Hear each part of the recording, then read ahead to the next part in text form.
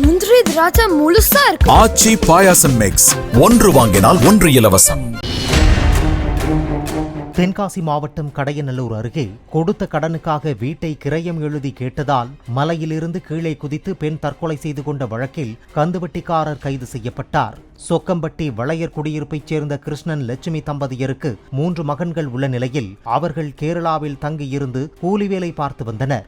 இந்நிலையில் பட்டாக்குறிச்சியைச் சேர்ந்த மாணிக்கராஜிடம் 7 லட்சம் ரூபாய் கடன் பெற்று லட்சுமி வீடு கட்டியதாக கூறப்படுகிறது.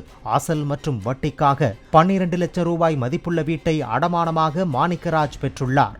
மேலும் பணம் கேட்டு வந்த மாணிக்கராஜ் கேரளாவிற்கு சென்ற தம்பதியரை அழைத்து வந்து வீட்டை கிரயம் செய்து தர மிரட்டியதால் லட்சுமி கடந்த 1ஆம் தேதி உயிரை மாய்த்து கொண்டதாக கூறப்படுகிறது.